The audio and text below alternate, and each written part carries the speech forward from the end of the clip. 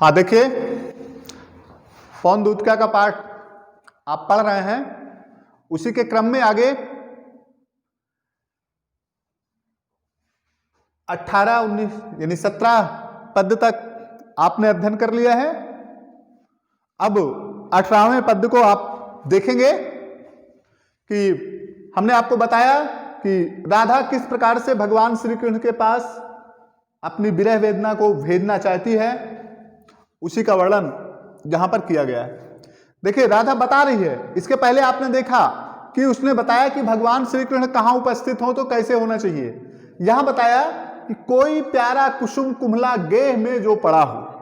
बताया राधा ने कि हवा से बताया कि अगर आगे जो हमने बताया तुमको वो बातें हमारी पूरी ना हो, तो यदि कहीं पर कोई पुष्प, कुम्हलाया हुआ पुष्प, कुम्हलाया का मतलब सूखा हुआ पुष्प पड़ा हो, तो अगर घर में वहां पर उनके महल में कहीं पड़ा हुआ हो तो प्यारे के चरण पर ला डाल देना उसे ही। कहा उसे वहां से उड़ा करके अपने क्रियाकलाप के द्वारा उस पुष्प को वहां से ला करके भगवान श्री कृष्ण के चरणों में डाल देना। यो देना ये पवन बतला फूल सी एक बाला, बाला माने स्त्री होती। बताया कि यो देना ये पवन बतला फूल सी एक बाला। बताया कि हे पवन, तुम भगवान श्री कृष्ण से ये बता देना उस पुष्प के माध्यम से कि फूल सी एक बाला, यानी फूल से, फूल के समान एक स्त्री मैलना हो कमल पग को चूमना चाहती है, कि वो आपके प्रेम में सूख गई है और आपके चरण कमलों, आप पग, बताया कमल पग को चूमना चाहती, कमल के समान आपके चरणों को, आपके चरणों में अपना स्थान चाहती है। जो प्यारे मंजू उपवन या वाटिका में खड़े हों।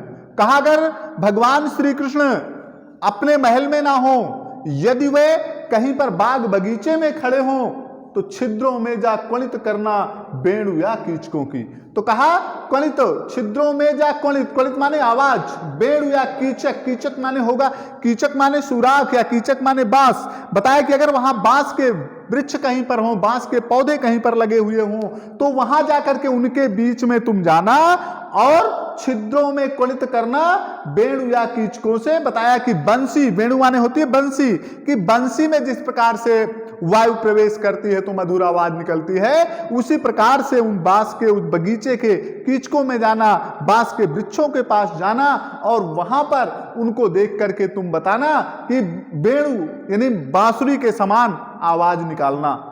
यों होवेगी सूरत उनको सर्व गोपांगना की। और जैसे ही बांसुरी की आवाज उसमें से निकलना शुरू होगी, बांसुरी के समान आवाज निकलना शुरू होगी, वैसे ही भगवान श्री कृष्ण को सभी गोपियों की याद आ जाएगी। और बताया कि जो है वे, जो है बंसी श्रवण रुचिर में दीर्घ उत्कंठ होती, कि जो कि बंसी की आवाज सुनने के लिए उनके मन में दीर्घ उत्कंठा है, मतलब उत्सुकता है, बहुत ज्यादा उत्सुकता है कि भगवान श्री कृष्ण कब आए और अपनी बांसुरी हमको सुनाए। बताया है बंसी श्रवण, श्रवण माने सुनना, रुचिर माने प्रेम पूर्वक, दीर्घ माने बड़ा, उत्कंठा, उत्कंठ माने उत्सुकता। बताया ला के फूले कमल दल को श्याम के सामने ही थोड़ा थोड़ा विपुल जल में व्यग्र हो डुबाना।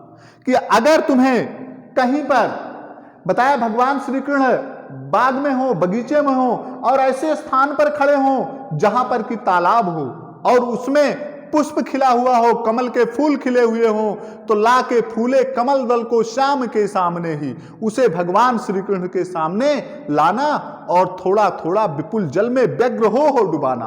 कहा उस पुष्प को थोड़ा थोड़ा व्यग्र होकर के, मतलब उत्सुक होकर के, परेशान होकर के, उसे धीरे धीरे भगवान श्री कृष्ण के सामने जल में डुबाना, फिर ऊपर करना, फिर निकाल लेना, फिर ऊपर करना, इस प्रकार से, या डूबते हुए धीरे धीरे डुबाते जाना। यों देना है भगनी जतला एक अम्भोज नेत्रा। भगनी यहां कहा गया है, भगनी माने होती है बहन। पवन को उसने बहन से संबोधित किया है राधा ने। राधा ने कहा हे बहन, इस प्रकार से तुम उनको बतला देना, उस कमल के माध्यम से डूबो डूबो करके कमल को इस प्रकार से बता देना उनको कि एक अम्भोज नेत्रा, अम्भोज माने होता है कमल, कि एक कमल के समान सुंदर नेत्र वाली राधा आंखों को वो विरह विधुरा बारी में बोरती है कि आपकी याद में उसकी आंखें जैसे ये कमल धीरे धीरे बार बार जल में डूब रहा है, उसी प्रकार से आंखों को वो विरह विधुरा बारी में बोरती है। उसी प्रकार से वह अपनी सुंदर नेत्रों को अपने आंसुओं के जल में बार बार डुबोती रहती है।